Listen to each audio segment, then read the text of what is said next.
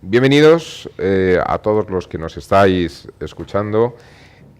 Hoy, un día después de las elecciones de Alemania, ayer domingo, día 24 de septiembre, en las cuales se debaten muchos temas que tienen que ver con la orientación que desde el Departamento de Investigación estamos dando o queremos dar a el acercamiento hacia aquellos temas de interés y de prioridad que impactan directamente sobre la sociedad, tanto en temas de bienestar como en temas de nuevas tecnologías y cambios.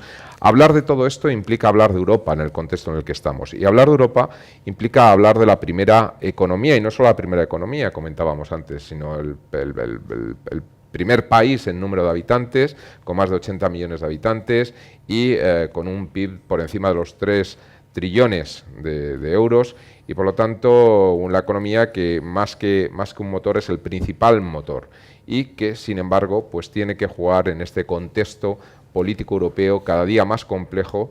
Un país que ha protagonizado desde el principio lo que fue la Comunidad Europea y después todo el proceso de integración de los sucesivos países, quizá el más ambicioso históricamente en cuanto a la visión global de Europa, y además el que ha experimentado quizá el proceso de la Unión Europea más significativo, como fue la integración de otro país, la Alemania, la República Democrática Alemana del Este, ¿no? Y con esa unión abrió un poco la espita de las esperanzas de una fusión de integración total de toda Europa. Después vino Maastricht, vino el euro, y aquí nos encontramos en un momento en el que, sin ir muy lejos de nuestra casa, aparecen movimientos en las direcciones contrarias, y en cualquier caso en toda Europa empieza a ponerse en entredicho, después de la crisis que hemos vivido desde el año 2008, todo lo que supone los valores que están en torno a Europa. De esto queremos hablar aquí, y del resultado y las implicaciones que puede tener este resultado electoral, en parte previsto, pero numéricamente un tanto inquietante e imprevisto, con nuestros dos invitados de hoy. El primero, Carsten Moser. Él es economista, discúlpame si lo he pronunciado mal, él es economista y periodista alemán, es expresidente de la Cámara de Comercio Alemana para España y poseedor además de una larga y exitosa carrera periodística, habiendo trabajado para revistas de reconocido prestigio como el Die Zeit y Stern, y actualmente es consejero de Clarosol, vicepresidente de la Fundación Euroamérica, y a través de su empresa Moser y Asociados, asesor de empresas e instituciones en estrategias de comunicación. Carsten, ¿cómo ves el resultado que hemos tenido, ¿no? Esperado en cuanto a que ya se anunciaba que podía haber participación de la extrema derecha en el Parlamento alemán, pero inesperado en cuanto a que complica mucho la relación de alianzas, ¿no? de la señora Merkel, la ganadora de estas elecciones, con el resto de fuerzas políticas? Ha sido un resultado bastante inesperado, en el sentido de que la CDU-CSU, el Partido Cristiano-Demócrata, o los dos partidos cristiano-demócratas, han tenido solamente un 33% de votos, cuando todos esperábamos que tuviesen alrededor del 38%. Bueno, venía de un 41, ¿no? Venía de mucho más, pero las encuestas daban un 38% más o menos. La SPD ha tenido el peor resultado jamás en la historia de la República Federal de Alemania, con 20%, 20,5%. Y después ha habido la entrada de dos nuevos partidos que ya se sabían, los liberales y la AfD, la Alianza. No, pero los liberales no eran nuevos, ¿no? Estaban anteriormente. Pero no estaban en el Parlamento, no estaban. Entonces, con eso se han establecido cuatro partidos pequeños que van desde el 12,5% de la Alianza para Alemania, AfD, el partido ultraderechista y bastante xenófobo, hasta el 10, casi el 10% que ha tenido los verdes. Va a ser muy complicado hacer ahora una coalición de gobierno, primeramente porque la SPD, después de haber perdido muchos, ha tenido el peor resultado, como dije, en toda la historia de la República Federal de Alemania. No quiere crear nuevamente una gran coalición, lo que significa que parecía que podía ser una alternativa válida, porque tanto Merkel como Schulz se entendían bien y tenían más o menos las mismas ideas en relación con Europa, y eso hubiera sido bueno para Europa. Pero como la SPD ha tenido esos resultados tan malos, pues ha dicho que se va a la oposición. Y por lo tanto hay solamente una coalición que parece que podría crearse, que sería la famosa coalición Jamaica, por los colores de los partidos, los cristianodemócratas, negro, los amarillo de los liberales y verde de los verdes. Entonces vamos a ver lo que pasa. Van a ser negociaciones muy complicadas para llegar a un acuerdo. Hay que decir claramente que hay para los temas europeos seguramente que va a ser más complicado, porque la FDP siempre ha estado bastante reacia a todo lo que es Europa y más Europa. Entonces vamos a ver lo que pasa. Muy bien. Nuestro otro invitado es Marcos Suárez Zipman. Él es politólogo, jurista, analista de relaciones internacionales, posgraduado en la Universidad de Heidelberg y colaborador en diversos medios como El Economista, Estudios de Política Exterior Global, etcétera, instituciones como la Fundación Alternativas o el Real Instituto del Cano. Marcos, suponiendo que no nos vamos hacia nuevas elecciones, que es una de las alternativas que podría haber de no producirse la posibilidad de encuentro en Alemania, bajo esa hipótesis de alianza jamaicana, por los colores de la bandera, como bien ha dicho Carsten, ¿hacia dónde crees tú que Merkel o el nuevo gabinete que cree Merkel va a girar su política? ¿Se va a centrar hacia Europa, como pretende de alguna manera Macron desde Francia, potenciar ese eje franco-alemán, o va a mirar más su política exterior hacia el resto del mundo? ¿Dónde estaría Merkel? Bueno, después de lo que en efecto fue una sorpresa por la entrada de la AfD al Parlamento, al Bundestag, yo me gustaría empezar diciendo que lo que pasó ayer fue una especie de voto de castigo a la gran coalición en Alemania. La gente joven puede pensar que una gran coalición es algo normal en Alemania, y no es así. Es cierto que los 12 años de Merkel, 2 mandatos los ha hecho en gran coalición con los socialdemócratas, solamente uno con los liberales. Hubo una gran coalición en el año 66, el año 69, pero no es lo normal, es lo excepcional en la cultura política alemana. Yo creo que fue un voto de castigo porque la gente, los electores, muchos analistas también coinciden en esto, que en el Parlamento no había un verdadero debate. Entonces, pues se quiere volver a una cultura del debate, ¿no? Esto en cuanto al resultado de ayer. Yo creo que Merkel sí que va a tender hacia Europa, y la prueba más clara la tenemos en que esto va a revitalizar el famoso motor franco-alemán. Sabemos, porque ellos mismos lo han comunicado así, que en el gobierno francés se contaba 100% con la victoria de Merkel, y van a trabajar ahora en una serie de reformas. Yo creo que para Europa hubiera sido quizá mejor, desde el punto de vista de los países del sur, que el socio hubiera sido, y parece ser que eso no va a ser así porque ya lo ha excluido Schulz, una gran coalición. Porque los liberales de la FDP son un poco más cuidadosos con las reformas que plantea Macron y que plantea Francia y que pueden plantear los europeos del sur, ¿no?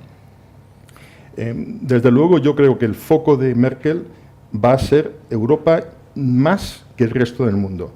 Y con respecto a la parte de la pregunta de si va a haber, porque es una alternativa, puede que haya unas nuevas elecciones. Eso no sería nada normal en el panorama político alemán, pero si esta coalición de Jamaica tiene lugar, porque hay que pensar que es nueva. O sea, esto solo existe a nivel de Länder, sí, en algún Länder, o sea, en un par de Länder, ¿no? Sí, en algunos, sí. Pero a nivel federal es un novum, o sea, no se ha dado nunca. Entonces, claro, no sabemos estas negociaciones, cómo van a ser. Yo quiero recordar cómo fueron las del 2013 para la Gran Coalición, que no se formó gobierno hasta poco antes de Navidad. O sea, fueron 3 meses de negociación. Todos pensábamos ya que iba a haber unas nuevas elecciones. Ahora vamos a ver si en este mes se ponen de acuerdo. Parece ser que sí, porque en principio los liberales son lo que podríamos llamar el socio natural. Ha habido muchas coaliciones conservadores liberales en Alemania.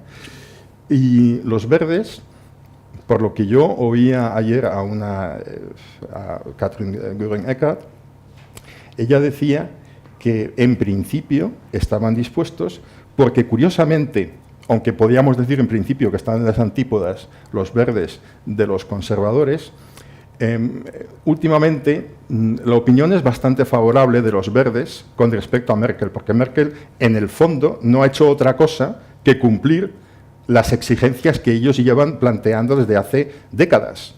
Se ha alejado después de Fukushima de la energía nuclear, ha seguido con esa política de bienvenida hacia los refugiados, y todo eso son cosas que los verdes, ven con buenos ojos. O sea que es posible la coalición. Lo único que nos puede todavía llenar de reserva es que nunca ha existido a nivel federal, ¿no? Pero efectivamente es lo más probable. Yo veo, y me gustaría ir tocando cada uno de los temas con vosotros que os estoy preguntando. Yo veo 4 grandes bloques de importancia para Europa, y me gustaría hablar de Europa en general. Ya sé que estamos centrándonos en Alemania, pero creo que estamos metidos. Hace poco con el tema del Brexit decían que, bueno, aprobaron en el Parlamento británico la ley de transacción de la legislación europea hacia la legislación nueva británica que se va a crear. Resulta que el 90% de las leyes son de origen europeo, es decir, que realmente estamos inmersos en un contexto que trasciende a todos los estados que formamos parte de la Unión. Hay 4 grandes bloques, ¿no? Y amenazas respecto a esta coalición que se produce con estos 3 partidos. Uno de ellos es el Brexit. En el Brexit, la visión que yo tengo, me gustaría después preguntaros, es que el Partido Liberal es muy proclive a crear una buena relación comercial a futuro, es mucho más pragmático. Digamos que de alguna forma apoya esa postura que tiene la señora May frente a la postura más radical que representaría el eje más de Macron o franco-alemán en otras circunstancias de la gran coalición, etcétera, ¿no? ¿Qué va a ocurrir o cómo puede impactar esto a esas negociaciones del Brexit? Lo otro, efectivamente, son las reformas europeas que ha propuesto Macron, sobre todo de carácter económico, en ese siguiente escalón en la integración económica, que supondría no solamente la unificación de la política monetaria, sino la unificación de las políticas fiscales, creación de una especie de superministro, como lo queramos llamar, de finanzas, creación de un vehículo equivalente al Fondo Monetario Internacional, armonización de las políticas fiscales de los países miembros de la Unión. Es decir, sería como el otro eje. Otro también muy inquietante es, y lo digo de cara a la coalición posible, es qué ocurre con la OTAN, ¿no? Es decir, la defensa europea. Europa parece ser que no tenemos una capacidad defensiva si no estamos bajo el paraguas de la OTAN. Y bueno, pues los verdes parece que están un poco en contra de esa toma de decisión reciente de Merkel de incrementar el gasto de defensa alemán al 2%, que permitiera tener unas fuerzas armadas más capacitadas o más operativas y en mejor posición. Tengamos en cuenta que el 2% de Alemania es algo así como un 10%, casi un 8 y pico % de España. Es decir, que el que ella invierta en ese nuevo euroejército, etcétera, es claramente quien va a poner la principal tajada encima de la mesa. Y el cuarto, el cambio tecnológico. Ese cambio tecnológico que amenaza a quizá la primera industria alemana, que es la industria del automóvil, muy focalizada en esa tecnología del diésel, sobre todo, y que parece que entra en vía muerta y que las amenazas son cada día más latentes y solamente se están negociando los plazos, ¿no? Y compañías como Bosch a la desesperada, compañías alemanas como Bosch a la desesperada, empiezan a desarrollar tecnologías alternativas al coche eléctrico que pretenda de alguna forma dar viabilidad todavía a los coches diésel y gasolina mediante sistemas de sumas de consumo cero de carbono, es decir, combustibles sintéticos que han llamado, que podrían crear un balance neutro o cero en cuanto a la emisión de CO2 principalmente. Yo no sé, empezar por ti, Carsten, primer tema, o si quieres elegir otro en el que te encuentres más cómodo, por el orden que he planteado, el del Brexit, pero si prefieres otro. No, perfecto. Esa alianza liberal, ¿no? Esa postura liberal. Sí, pero creo que también tanto Merkel como Schulz tenían una posición de ser partidarios más de un Brexit blando que un Brexit duro, en el sentido de que el modelo noruego sería el modelo que ellos les gustaría que aceptasen también los ingleses, en el sentido de que haya una cierta libertad de movimiento de personas y al mismo tiempo un mercado común que funcione pues con un acuerdo comercial bastante denso y bastante amplio.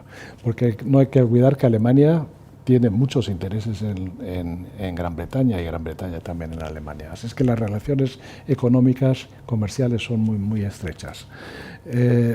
El Brexit duro, que sería verdaderamente que no haya un acuerdo en lo que es el movimiento de personas entre Europa y Gran Bretaña. Y en la factura que tienen que pagar, ¿no? Bueno, la factura, eso es un tema que creo que se va a resolver en algún momento porque todos son pragmáticos. En ese sentido, ahora están jugando un poco con ese tema, pero al final se van a poner de acuerdo. Ese creo que va a ser el menos problema de todos que hay.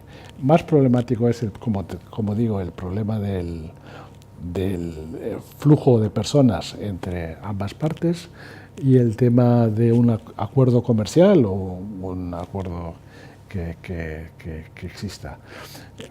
Ahí creo que la línea de todos, con excepción de AfD, quizás, que no conozco mucho su programa en relación con el Brexit, pero todos son bastante a favor de un Brexit que no rompa mucho las relaciones con Gran Bretaña.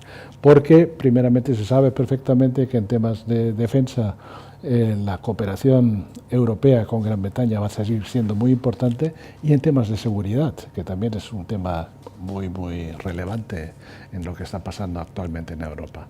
Así es que por ahí, si hay negociaciones para una coalición jamaica, creo que el tema del Brexit no va a ser el problema principal para crear esta coalición.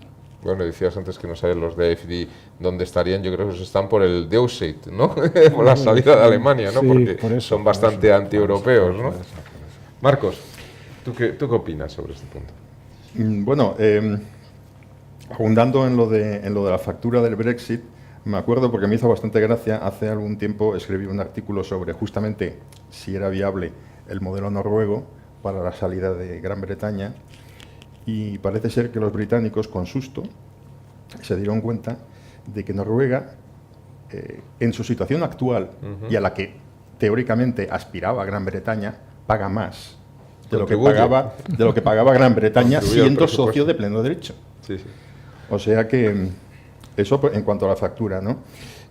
Yo no sé cómo va a quedar este tema, si va a ser... yo tampoco creo que sea un motivo de discusión fundamental en las negociaciones para formar gobierno de este mes de octubre. Sí, claro que no solamente Scholz y Merkel, todos preferían un Brexit blando o suave y no uno duro, pero va a depender mucho de la fuerza que tenga May en Gran Bretaña, después del batacazo que se dio con esas elecciones anticipadas, en las cuales ella perdió la mayoría absoluta que tenía en el Parlamento británico, ¿no? Entonces va a depender de lo que ella haga en casa, pero efectivamente yo tampoco creo que sea un tema determinante en las negociaciones para formar gobierno. Respecto a Francia, yo sé que, como dije antes, Macron y sus ministros están pendientes, y creo que va a funcionar bien de nuevo el motor franco-alemán, que sin ser la única exigencia, porque Europa es una cosa de todos, pero es fundamental que estos dos países se entiendan, ¿no?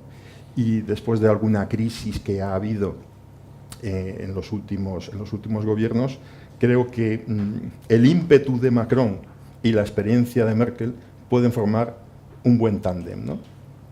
Respecto al tercer bloque de la OTAN... No, permíteme si eso vamos tema por tema. Tema por tema, vale, bueno, pues entonces, tocar un poco con lo dicho, yo creo que... Sí, el siguiente sería un poco ese del más Europa, ¿no?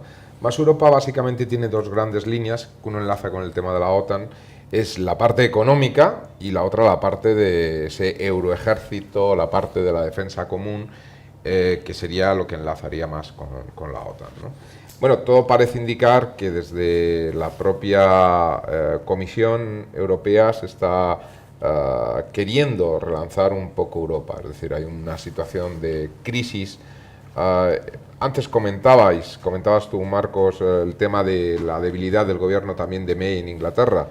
Digamos que si algo, salvo el caso de Macron, que es una excepción, si en algo está embuido Europa es en una especie de gobiernos de alta debilidad, ¿no? Y alta volatilidad, en una situación muy difusa, ¿no? Un momento para la política quizá en el peor momento, o no sé si en las condiciones más indicadas por temas externos para de verdad relanzar la política más allá de la acción, digamos, de gestión gubernamental, ¿no? Yo, si me disculpas, este fin de semana justamente había publicado una tribuna en relación con esto, ¿no? Porque yo creo que Merkel era la opción mejor para Europa, justamente porque ahora hay una falta de líderes experimentados. Y Merkel, yo personalmente no soy un amigo de largos mandatos, ¿no? Pero en este momento de Europa que nos afecta una crisis importante, sobre todo por el tema del Brexit, por el ascenso de los populismos, etc. Ese es otro de los temas que... Claro, el ascenso de los populismos, pues digamos que Merkel es necesaria porque ahora mismo es de los pocos líderes que quedan en Europa que tienen de verdad una experiencia que puede ser decisiva, ¿no? Bien, pues me estaba refiriendo un poco en esa parte, por una parte económica, donde, bueno, como comentaba antes, lo que se pretende es ir a esa integración de la otra gran pata que quedaría a nivel europeo, que es la política fiscal, ¿no? Es decir, ese sería el gran tema o la gran situación.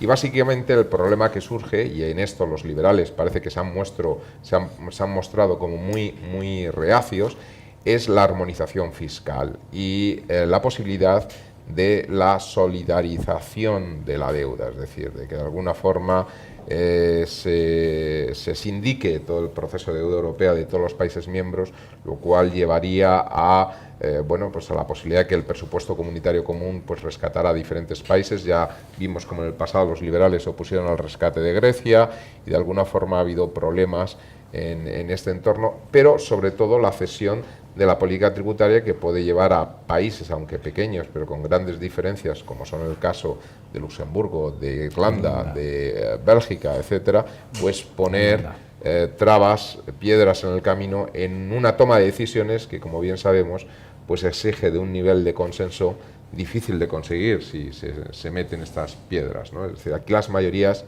valen de poco, ¿no? ¿Cómo ves tú este proceso de integración? Estamos hablando de la eurozona, no estamos hablando de la Unión Europea, estamos hablando de la eurozona en este momento, porque la Unión Europea tiene otros problemas. Sí, pero la idea desde la Comisión es ampliar esta eurozona y que todos los países estén en la eurozona. Fue una de las propuestas de Juncker, decir que todos los países de la Unión Europea formasen parte de la eurozona. Tengan la oportunidad de formar. Sí. Pero ya ha habido la reacción tanto de Macron como de Merkel de decir, vamos paso a paso. Eso va a ser un proceso muy largo porque poner a Bulgaria y a Rumanía en la eurozona sería una catástrofe. Vamos, eso sería peor de lo que hemos visto con Grecia. Así es que por ahí creo que no van los tiros.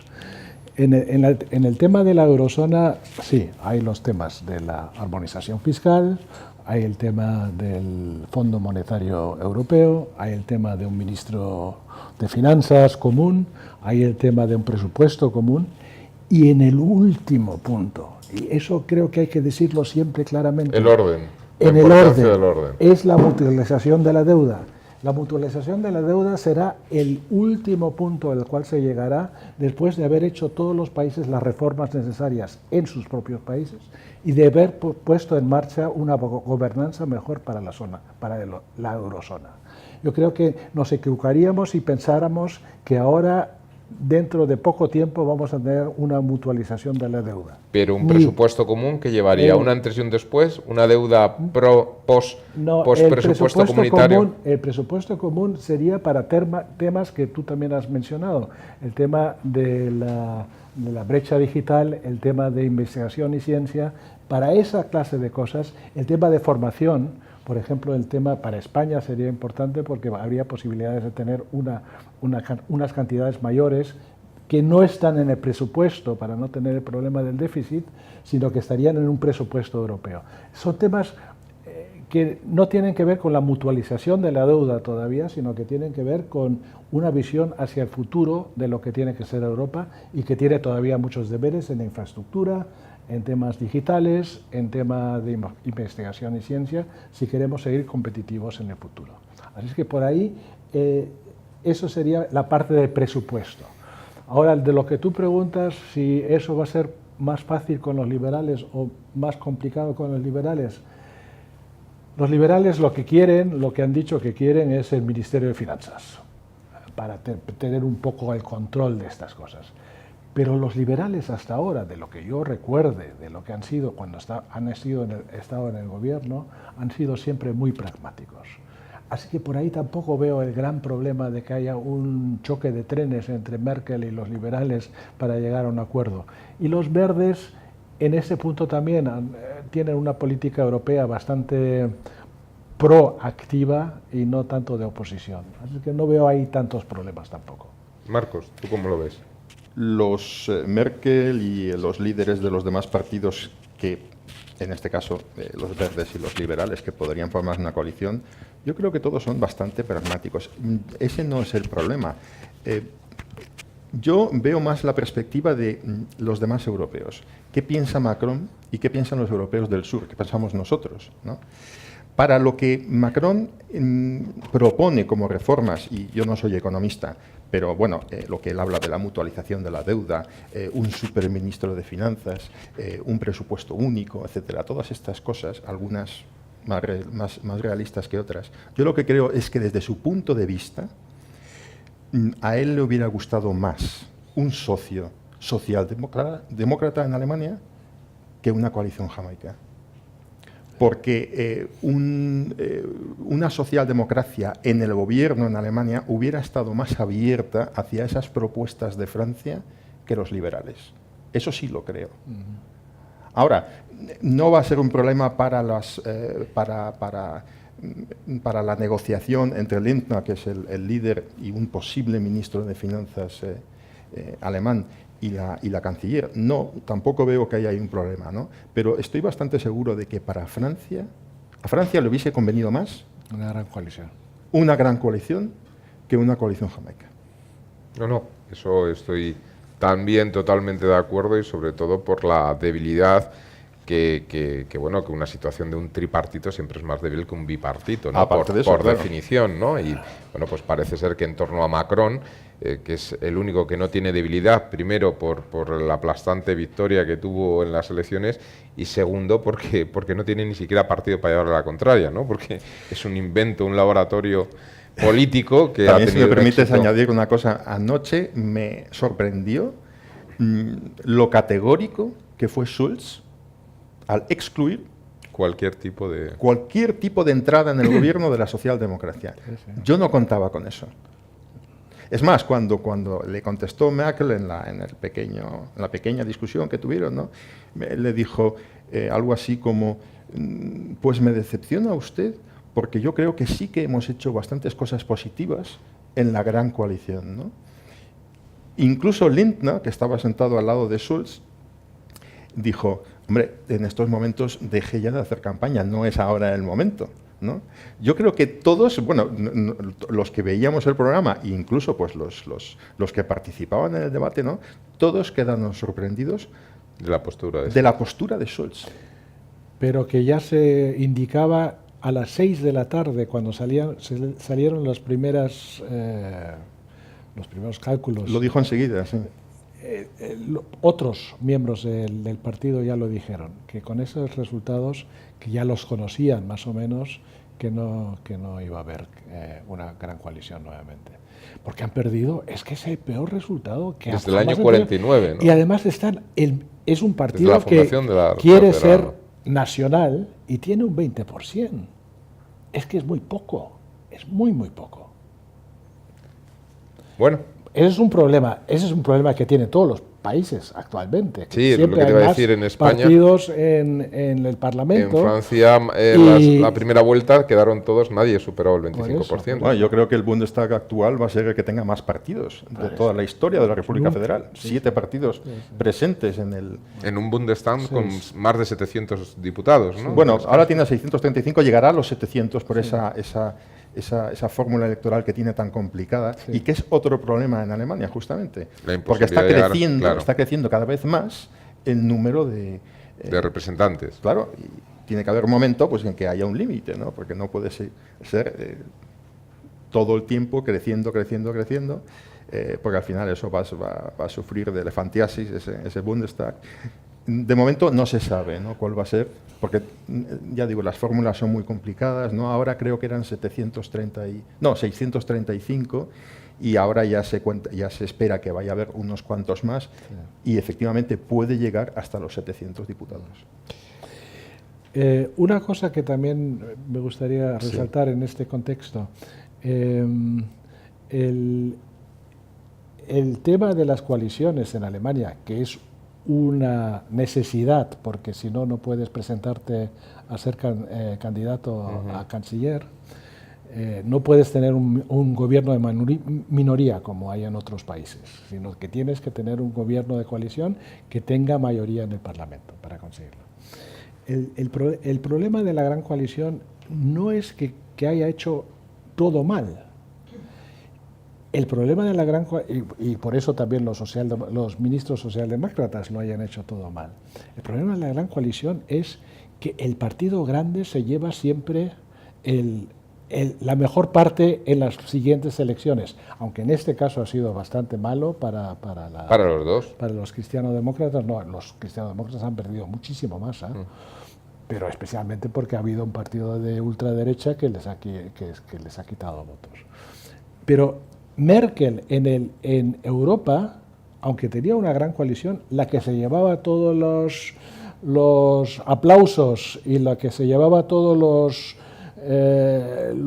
elogios de ser la gran líder en Europa era ella, y no el ministro de Asuntos Exteriores ni el otro partido de la coalición. Siempre era ella solamente, ¿no? Ese es y eso es bueno también, porque si sigue ella 4 años más, ella seguirá teniendo ese plus, ese bono que tiene de ser una europeísta convencida, de una persona pragmática, que toma decisiones por lo general de una forma bastante racional, con algunas excepciones, como fue en el caso de la energía nuclear y en el caso de los refugiados que entraron en el país en el 2015.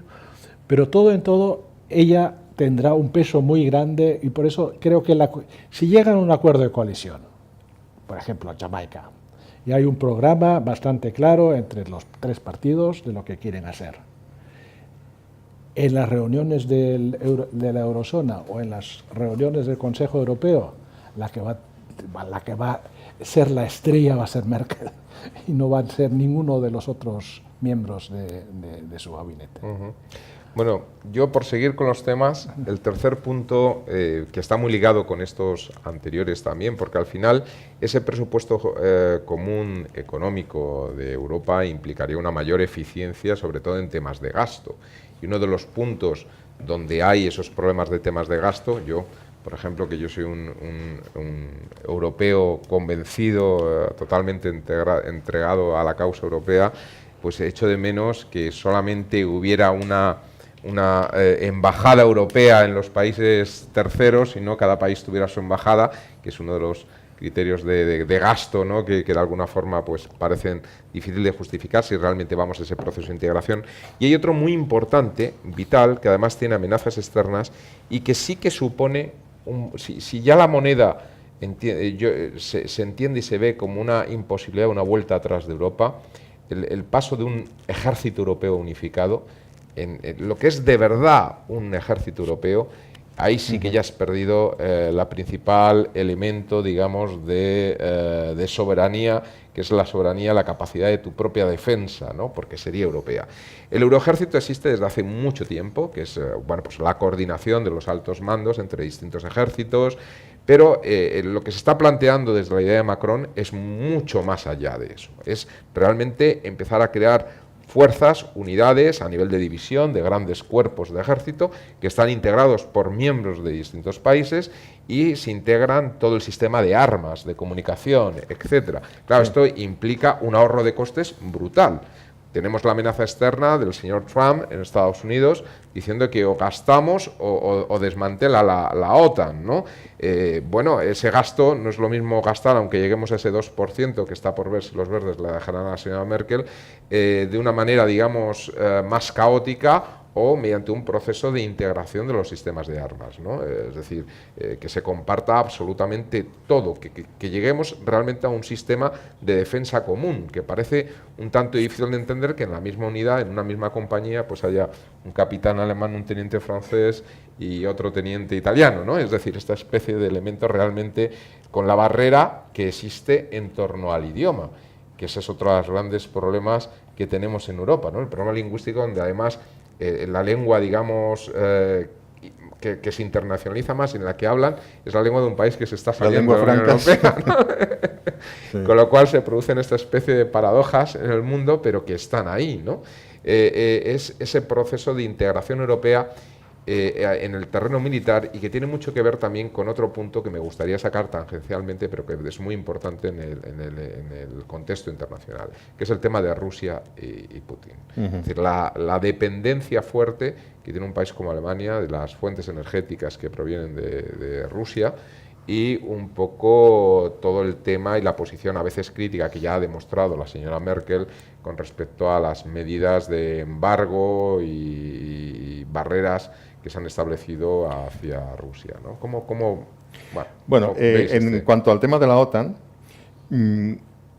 con la salida de Gran Bretaña se ha formado un nuevo, bueno, quizás no nuevo, pero se ha formado un núcleo duro en Europa, que son 4 países, Alemania, Francia, España e Italia, justamente además para el tema de defensa, ¿no?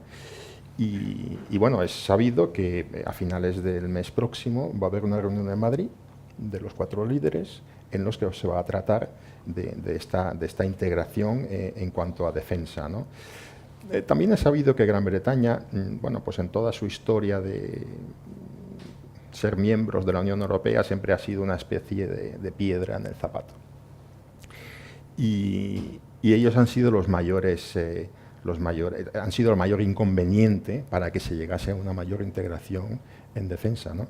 Por lo tanto, yo creo que muchos de estos líderes, o sobre todo los líderes de estos 4 países que son el nuevo núcleo duro, ven la salida de Gran Bretaña como una oportunidad para el tema de la integración militar. Veremos a ver, ahora a finales de mes en esta reunión de Madrid, primero veremos si Merkel llega ya con un gobierno formado, que no está nada claro, en Alemania, ¿no? Y segundo, bueno, pues a ver qué novedades hay con respecto al tema de la integración militar, que además es yo en eso comparto totalmente la visión europeísta, yo también soy europeísta 100%, yo pienso que es una cosa importante que se avance en esa integración militar, pero es que además ahora es todavía más urgente con Trump en la presidencia norteamericana, porque él, bueno, lo oímos todos los días, lo que él dice, América primero, no me interesa el tema de Europa, los europeos que paguen sus gastos y que paguen sus historias, no es cuestión de América, América ya ha hecho mucho, ese es su discurso. Y bueno, y también sabemos que Merkel, creo que además fue en una famosa tienda de cerveza en Baviera, su frase dijo, bueno, tenemos que ser conscientes de que Europa tiene que cuidar de sí misma. Ya no podemos tener ya no tenemos amigos todopoderosos que nos van a sacar las castañas del fuego. Eso es lo que ella vino a decir. Y eso era muy importante, sobre todo también mirando de reojo a Vladimir Putin. Efectivamente, Alemania tiene una relación muy complicada y tiene una dependencia energética. Además, en el sentido de Putin, yo creo que justamente ahí también juega el tema de la experiencia, porque esa experiencia que tiene Merkel no la tiene nadie en Europa, y Putin es un líder pues que bueno, con sus trampitas y que si ahora soy presidente y ahora soy primer ministro, etcétera, ha estado en el poder, pues, lleva casi 20 años, 18, 19 años en Rusia, ¿no? Entonces, ella sabe cómo manejarlo. No es una cuestión menor que ellos dos se puedan comunicar perfectamente en ruso y en alemán. Vamos, yo he oído en ruso. En ruso. Merkel habla ruso Merkel habla ruso, pero es que él habla alemán muy bien. Putin habla alemán. Yo le he oído en y un no inglés, discurso, o inglés es más débil. Bueno, sí, pero ellos hablan, yo creo que normalmente en ruso, pero también pueden hablar perfectamente en alemán. Yo he oído a Vladimir Putin en su discurso en el Bundestag, habla alemán. Vamos, él ha estado viviendo en la antigua República Democrática muchos años y no tiene ningún problema para hablar alemán, ¿no? Entonces, esas cosas facilitan mucho la comunicación. Eso no es una cuestión menor, es muy importante, ¿no? Y justamente la reelección de Merkel, y me repito, no soy un amigo de esa repetición de mandatos, 3, 4 mandatos, ¿no? Yo creo que no es bueno para la democracia. Pero en esta situación actual de crisis que vivimos, tanto interna en Europa por el tema del Brexit y el tema del ascenso de los populismos, como en el contexto internacional con Donald Trump y con un Putin que está creando muchos problemas, porque el problema de Ucrania no está resuelto, y tampoco, ni mucho menos, el tema de Crimea. Entonces, hombre, la Unión Europea lo que ha acordado es, hay diferencias de matiz, pero se siguen manteniendo las sanciones. Y eso yo creo que hay un consenso general a nivel de la Unión Europea, ¿no? ¿Cómo va a acabar el tema de Crimea? Es muy difícil, pero desde luego Europa no va a aceptar lo que quiere Putin de los hechos consumados. Esto se queda en Rusia y ya está. No va a quedar así, ¿no? Y luego está el eterno tema, aparte de Crimea, ¿qué hacemos con Ucrania? El este de Ucrania tira más hacia Rusia. Bueno, y ocurre con las repúblicas bálticas. Con las repúblicas bálticas dentro de la Unión Europea. Y que tienen mucho, y que están dentro de la OTAN. Y que tienen dentro de la OTAN y que tienen población rusa, ¿no? Hay, por ejemplo... etnia rusa o cultura claro, rusa. Hay el exclave en ruso de Königsberg, Kaliningrado, que eso era la antigua Prusia Oriental. Bueno, es que eso es un punto caliente, lo están llamando el Gibraltar del Báltico, porque toda la flota del Báltico de Rusia está ahí, ¿no? Y además están metiendo cohetes, aquello es, de hecho, está tan mal, que países tradicionalmente neutrales como Suecia se lo están pensando. Incluso incorporarse en la OTAN. Efectivamente. Fíjate, eso me da pie por seguir con este tema con Carsten. Vamos a ir hacia la Europa milhoja, que me explico qué es esto de la Europa milhoja. Una Europa de capas, es decir, antes comentaba Marcos que hay 4 países, los 4 fuera de Inglaterra, los 4 más grandes, más importantes, que serían pues Alemania, Francia, Italia, España, por este orden.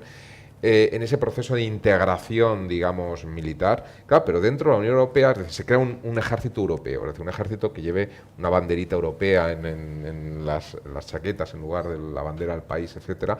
Pero claro, dentro de Europa hay países como Austria, como Irlanda, que son países neutrales, es decir, que son países que no participan de la OTAN. Bueno, Austria tiene un ejército un poquito más sofisticado, pero Irlanda prácticamente inexistente, y por lo tanto, ¿qué va a ocurrir? Es decir, tenemos la milhoja del euro, nos metemos la siguiente capa del ejército, ¿hasta dónde vamos? ¿No? Eso es una nueva... Estamos redefiniendo la política, ¿no? Sí, pero como siempre cuando queremos redefinir la política europea, en teoría, la práctica va a ser totalmente diferente. Estos son procesos muy lentos, muy cambiantes. Si ahora hablamos en este momento sobre el tema de un ejército militar europeo, Las razones por las cuales se está discutiendo ese tema ha sido primeramente el tema de que Gran Bretaña ya no estaría en la Unión Europea. El segundo tema es que ya existe una muy grande coordinación entre los diferentes ejércitos europeos a través de la OTAN. Tercero, que Macron tiene un deseo de liderar este proceso. Cuarto, que Alemania tiene grandes problemas con su ejército. El material no les funciona en absoluto y tienen un problema también en la fuerza y en el ejército en sí, con muchos escándalos y demás que han salido.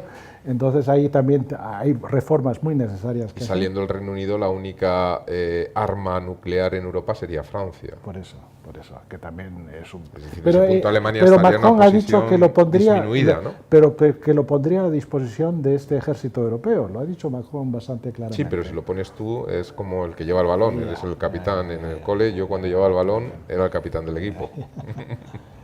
Entonces, aquí hay una serie de temas que todavía no sabemos cómo se van a desarrollar. Es que son tantas incógnitas. ¿Qué va a pasar con Gran Bretaña? ¿Van a tratar de conseguir también que haya una armonización entre lo que es el ejército o los mandos militares de Gran Bretaña y Europa en esta nueva constelación de un ejército europeo de 4 países, que también tiene problemas después, como tú decías, qué países más quieren entrar. Quiere entrar Polonia, quiere entrar Hungría, quiere entrar varios de los países que ahora son miembros de la OTAN y que también tendrían derecho. Pero también eso es muy complicado, porque estaríamos en el mismo escenario que en la eurozona. Países muy diferentes que entran en un proyecto común o programa común, pero que también hasta que eso se armonice y que se ponga a un nivel más o menos de que no haya grandes problemas, va a ser bastante largo, bastante largo. Es una gran oportunidad, yo también lo veo como una gran oportunidad, creo que hay que hacerlo porque los demás países lo demandan. Y además por temas de costes, la eficiencia que se conseguía es tremenda, ¿no? Claro. Así es que por ahí creo que va a haber un avance. El tema que tú nombrabas de la soberanía, que vas a ir perdiendo poco a poco, bueno, ese también es uno de los problemas generales de la Unión Europea. ¿Por qué no hay más voluntad de trabajar más estrechamente en la eurozona, por ejemplo? Porque, claro, los países no quieren perder su influencia, ni los parlamentos, ni los gobiernos, y después vamos a las autonomías y todo lo demás. Y si tú quieres tener una Unión Europea al final que funcione, vas a tener que tener la voluntad de ceder soberanía en tus propios países. Es obvio, pero nadie lo quiere hacer porque son puestos de trabajo que se están perdiendo. Claro, yo como parlamentario alemán o español, ¿cómo voy a decir yo desde un principio, no cedo todo lo que es la soberanía a Europa? Pierdo mi puesto de trabajo. Y por eso tenemos los problemas que tenemos, en mi opinión. No, totalmente de acuerdo. Yo quería añadir una pequeña cosa con respecto a lo de la OTAN y los verdes, porque es curioso. Quizá, en vez de ser un problema, la probable presencia de los verdes en el nuevo gobierno alemán sea todo lo contrario, porque recordemos que la primera presencia del ejército alemán en el extranjero fue con los verdes en el gobierno, que fue toda una paradoja con Joschka Fischer, los bombardeos en Kosovo. Fue él el que siempre había estado en contra, igual que su partido, pero él tuvo que dar la orden y él al final dijo que sí. O sea que se podría repetir la historia en ese sentido.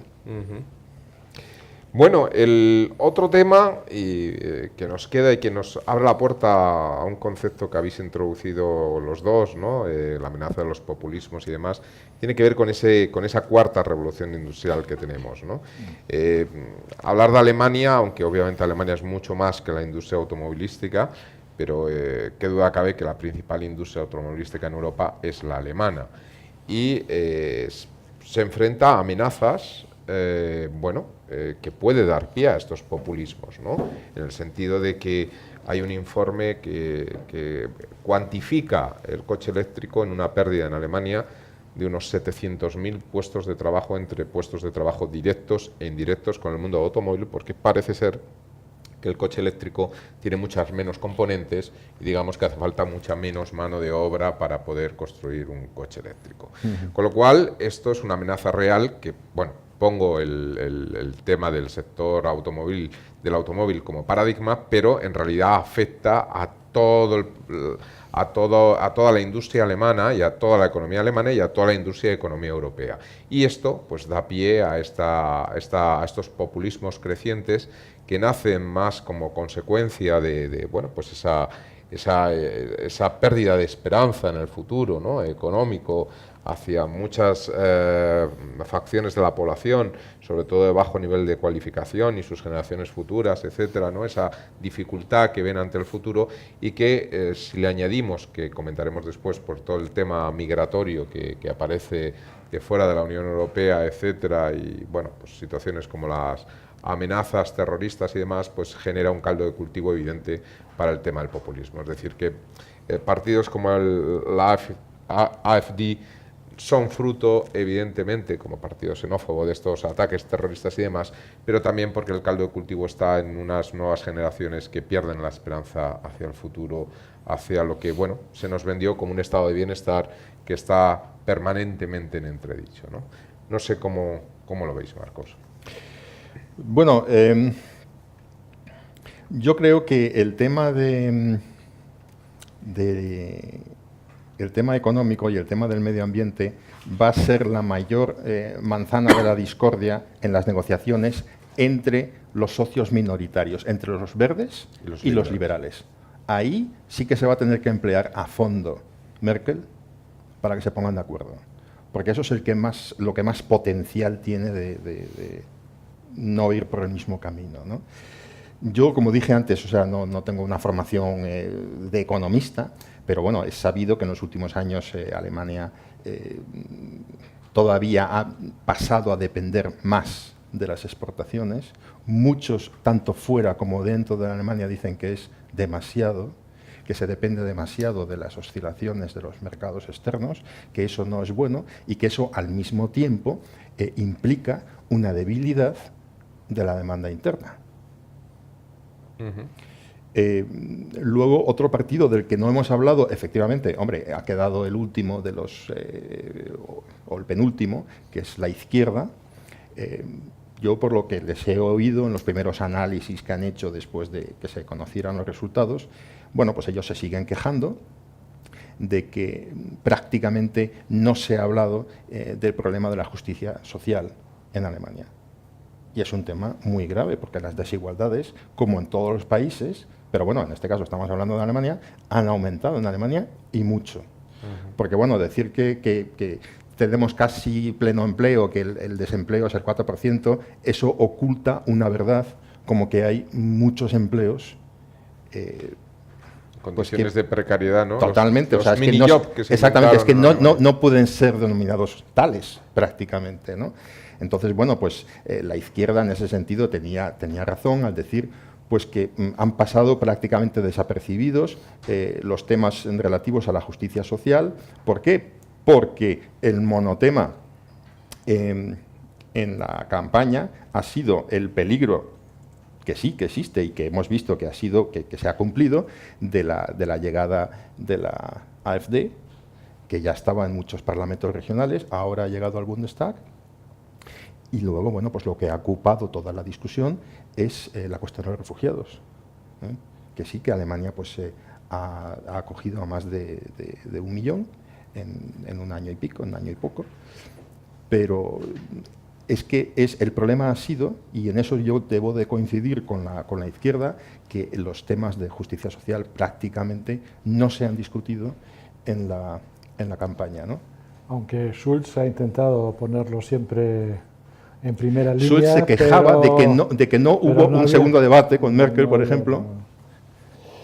Sí, en el tema de la cuarta revolución industrial y el tema de la globalización, es verdad, tenemos tendencias populistas y nacionalistas reflejadas en diferentes partidos, pero también vamos a ser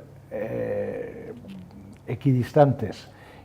La Die Linke, que sería el partido más radical de la izquierda, y AfD, que es el partido más de la ultraderecha, conjuntamente no tienen más que el 25%, 23% solamente. Estamos hablando de minorías todavía radicales, digamos, de posicionamientos muy... Es un 4% de la población. Sobre todo en el este están muy presentes. Uno de cada 4. Sí, porque ahí tienen muchos más problemas económicos que en claro. el oeste. Pero todavía no sigue siendo un problema como se creó en Francia con el más del 30%, con Le Pen y demás. Así que está todavía controlado es bueno que la AfD esté en el Parlamento ahora, porque ahora por primera vez tendrán que presentar sus ideas y habrá la posibilidad de los otros partidos de contrarrestar esas ideas. Eso que hasta ahora no pasaba porque no estaban en el Parlamento. Así es que no lo veo tan negativo que haya ahora en este momento la AfD, aunque me hubiese gustado que no hubiese entrado en el Parlamento.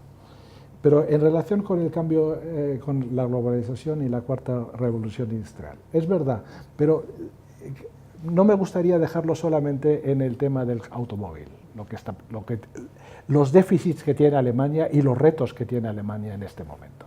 Son muchos. Ha habido muchos problemas en las empresas, ha habido el Dieselgate, ha habido el problema de la Deutsche Bank, ha habido, si recordáis, el problema del aeropuerto en Berlín, un desastre. Bueno, ha habido muchos casos sigue sin resolverse. que nadie podía imaginarse que podían pasar en Alemania. Y eso ha tenido, primeramente, ha sido consecuencia de que no se han hecho inversiones en infraestructura, que no se han hecho inversiones suficientes en educación, en I+D+I, que en temas de medio ambiente sí se han desarrollado cosas, pero el Dieselgate ha sido fatal para Alemania en ese sentido, y que hay una brecha digital muy, muy importante en Alemania. Por ejemplo, en Alemania misma la cantidad de huecos que hay para el GPS o para los teléfonos móviles es mucho mayor que, por ejemplo, aquí en España. España está mucho más avanzada en lo que es la revolución digital que Alemania. Así que hay muchas cosas que hacer. Entonces, todo esto es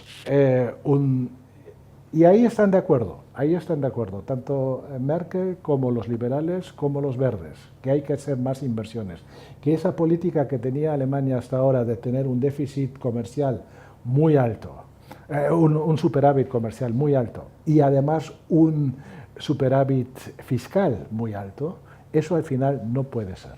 Tiene que haber mucha más inversión en los temas del futuro de Alemania.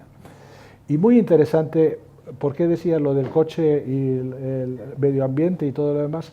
El ministro del Land, que tiene una importancia, en la cual la industria del automóvil tiene una importancia enorme, es un verde, Baden-Württemberg, Kretschmer. Así es que por ahí creo que tampoco va a haber grandes problemas de que se pongan de acuerdo. Sí, efectivamente. Muy bien. Y ya el último tema que me gustaría comentar, al margen de esos cuatro bloques que habíamos hablado que impactaban directamente a Alemania, un tema que, bueno, pues está, y lo hemos mencionado al final, está impactando en toda Europa, con lo cual es una visión más de contexto, que son estos flujos migratorios extracomunitarios. Antes comentabas el problema de Alemania, de la demanda interna. Hombre, no hay ningún modelo que en sí produzca ningún efecto coordinado de la demanda externa a la demanda interna. Alemania tiene un problema de pirámide poblacional evidente, igual que España. Ese problema de pirámide poblacional, de envejecimiento de la población, pues lleva obviamente a que las pautas de consumo disminuyan. Y bueno, pues esto está también impactando a futuro, pero es verdad que la industria, el motor, lo tienen ellos. Y bueno, pues Europa es un entorno que puede canalizarse hacia Alemania, pues muchos técnicos, ingenieros, etcétera, españoles, franceses, lo que sea. Es decir, estos problemas de las pirámides poblacionales, incluso a nivel español, dices, bueno, es que van se van a despoblar España. Bueno, se despuebla, lo que va a haber es más concentración en los puntos que van a sobrevivir, ¿no? Que serán pues focalizaciones en grandes ciudades como Madrid, Barcelona, etcétera, y el resto pierde, ¿no? Pues lo mismo va a ocurrir a nivel europeo. Es decir, Europa envejece, pero se focalizará allí donde haya mayor valor añadido a nivel de trabajo, etcétera, y Alemania pues parece que puede ser un país que invita a ser un atractor dentro de Europa. Y en ese especie de elemento atractor que puede ser la industria alemana, no solo Alemania, sino esa especie de la gran banana europea esta que abarca hasta Holanda, ¿no? Holanda, todo el norte de Alemania, etcétera, y que se mete por el Rin, ¿no? Claro, se ve impactada por un tema de una inmigración que proviene del exterior, con un choque cultural importante, muy diferente. Alemania ha tenido siempre inmigración extracomunitaria, principalmente turca, pero bueno, la adaptación de esa componente de turcos en Alemania había sido probablemente mejor que otras comunidades también extracomunitarias en países como Francia, que venían más de Argelia, etcétera. Pero ahora aparece una nueva clase de inmigración, un poco al amparo de conflictos internacionales, los refugiados sirios, etcétera. ¿Cómo se está digiriendo esto? ¿Cómo creéis que se puede digerir esto? Y bueno, ante la amenaza real, en Alemania ha habido, creo recordar, ya 2 atentados, ¿no? Uno de ellos en uno de esos mercadillos tan bonitos y agradables, ¿no? En el que... bueno, este tema de la seguridad, yo me quedé sorprendido porque leí hace poco en la prensa que en una de las últimas encuestas que se habían hecho en Alemania antes de las elecciones, dio como resultado que ya la preocupación del electorado, que siempre había sido el paro y la economía, ya ha dejado de ser el número 1. Y no sé siquiera si está en el número 2. El número 1, pero con diferencia, es la preocupación por la seguridad. Y ha sido uno de los motivos por los cuales estaba claro desde el principio que Merkel iba a volver a ser elegida, porque es lo que la mayoría ve pues, como un factor de estabilidad y sobre todo como mejor baluarte contra la inseguridad y contra el terrorismo, ¿no? Sí, Alemania es un país tradicionalmente de inmigración. En Alemania lo que ha habido siempre, bueno, ha habido de España, de Italia, Grecia, etcétera, pero de los países de fuera de la Unión Europea ha sido Turquía. Esa es una de las razones, creo yo, por las cuales Alemania, esto nunca se sabe cómo va a seguir, ¿no? Pero hasta ahora los atentados que ha habido en Europa ha sido en países como Francia, como Bélgica, como Gran Bretaña, donde ha habido mucha más tensión entre el país en sí y la comunidad, por ejemplo, la comunidad de argelinos en Francia, una excolonia, o la comunidad de pakistaníes, etcétera, en Gran Bretaña, ¿no? O mismo en Holanda, con que hay muchos marroquíes. Venimos de una Turquía de Kemal Atatürk, ¿no? Es decir, claro, totalmente laica, aunque no, pero es que además el Islam en Turquía siempre ha sido mucho menos agresivo, ¿no? que en otros países, ¿no? El siglo XX en Turquía y bueno, la integración, que naturalmente siempre pues, hay problemas, pero en líneas generales ha funcionado bastante bien. Y hay muchos turcos ya pues, que están ahí en segunda generación, hay muchos que tienen doble nacionalidad, etcétera, ¿no? O sea que en ese sentido pues, la integración ha funcionado mejor, ya digo, con sus fallos, que el caso de Francia o el caso de Gran Bretaña, de países de un tamaño similar. El gran acierto de Merkel ha sido porque cuando llegó la avalancha de más de 1 millón de personas a Alemania, entonces la mayoría de los analistas todos decían, bueno, esto es el fin de Merkel ya. A esta mujer no la votan otra vez, porque además, claro, salió entonces, eso fue el caldo de cultivo para que creciese la alternativa por Alemania, Porque ellos primero se basaron en lo de no vamos a pagar más y tal por los griegos, etcétera, y la crisis del euro. Acto seguido, el tema de la inmigración. Entonces ellos han crecido con esos argumentos, ¿no? Pero cuando fue el punto álgido de la crisis migratoria, pues la mayoría estaba de acuerdo en que eso era una tumba para Merkel, porque no se iba a reponer, ¿no? Y ahí uno se da cuenta del pragmatismo y de la experiencia de esa mujer, porque ahora ya no es un tema de... Lo es, pero no es un tema de preocupación como hace 1 o 2 años. Es más, ahora pues el tema que se podía decir, hombre, pero si el tema de preocupación ahora es, como estamos viendo, el de la seguridad, pues tiene que ver. Pues no.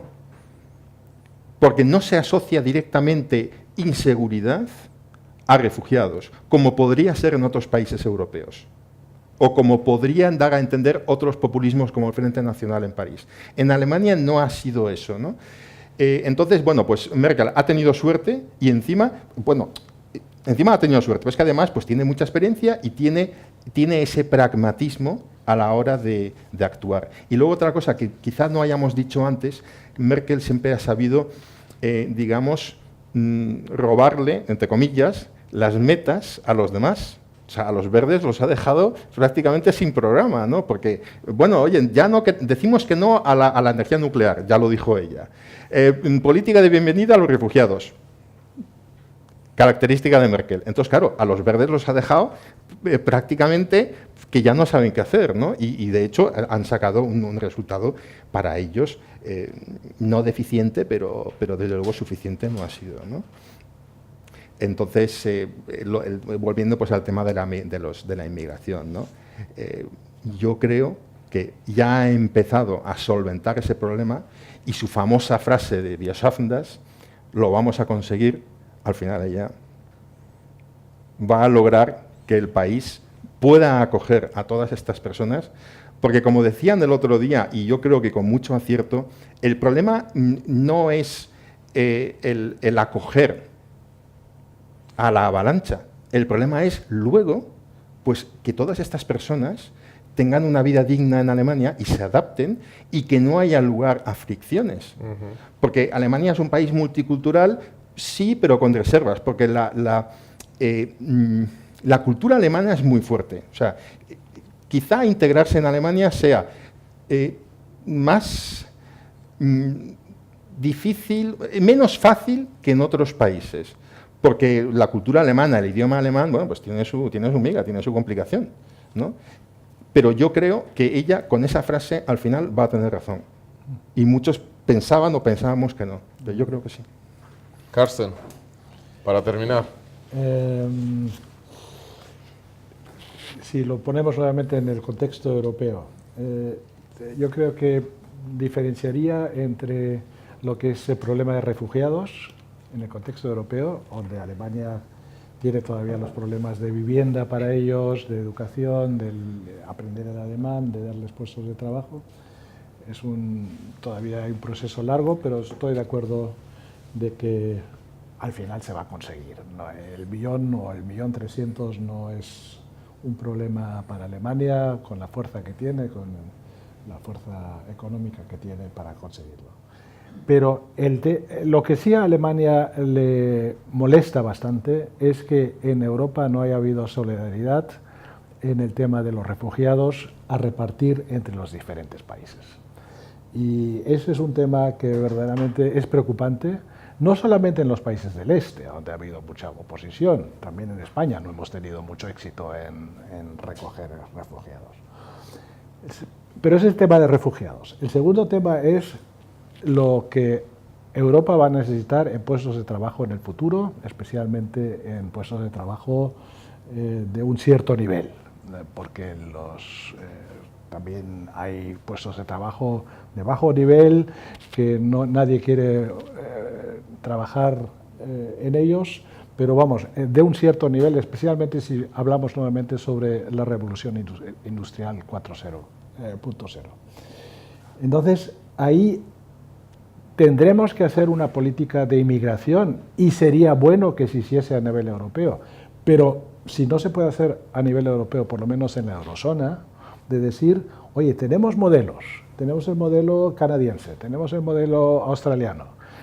Los Estados Unidos también tienen un modelo, pero no es tan bueno como los otros. ¿Por qué no ponemos en marcha un modelo de verdaderamente tratar de buscar inmigración que nosotros necesitamos, inmigrantes que nosotros necesitamos de otros países para que vengan a trabajar en Europa? Los ingleses quieren poner el modelo australiano, ¿no? Sí, y es interesante, y el canadiense también es muy interesante. Así que por ahí creo que vamos a tener que desarrollar una política de inmigración y que tendrá que ser para algunos países en común, porque solo no lo puedes hacer. Y pongo el ejemplo de España porque ese tema lo hemos discutido hace muy poco en la embajada alemana. El problema de los españoles, o una de las grandes posibilidades que tendrían españoles, es aprender alemán. Y en este momento, después de que en el año 2007 hubo un boom de que todo el mundo quería aprender el alemán aquí en España, y los institutos Goethe estaban llenos, y los colegios y los gobiernos querían poner a profesores alemanes para que enseñasen en colegios, ahora en este momento nuevamente el interés en aprender alemán se ha perdido totalmente. Y es una pena por tres razones. La primera razón es que hay 1000 empresas alemanas aquí en España. Y yo, que he trabajado para una empresa alemana en España, sé perfectamente de experiencia propia, y cuando venía alguien a presentar su currículum y presentarse para trabajar en la empresa, si hablaba alemán, tenía una gran ventaja contra el resto de las personas, no porque en Alemania todo el mundo habla solamente el alemán, sino porque era algo que daba a entender que tenía una relación especial con Alemania. Segundo, hay 500 empresas españolas, y muchas muy grandes, que trabajan en Alemania. Y les pasa exactamente lo mismo a Telefónica, a Inditex, al Banco Santander, a Indra. Les encantaría tener a españoles trabajando en Alemania sabiendo el alemán, y no se aprovecha. Y la tercera opción es, naturalmente, con un paro del 6%, un poco por debajo del 6% en algunos casos, en algunos meses. Claro, hay grandes posibilidades para españoles, por ejemplo, que quisieran ir a Alemania, pero aprender sabiendo el alemán. Así es que ahí tienes nuevamente tu razón cuando dices que no tenemos un idioma en común en Europa. Es una gran debilidad, una gran debilidad.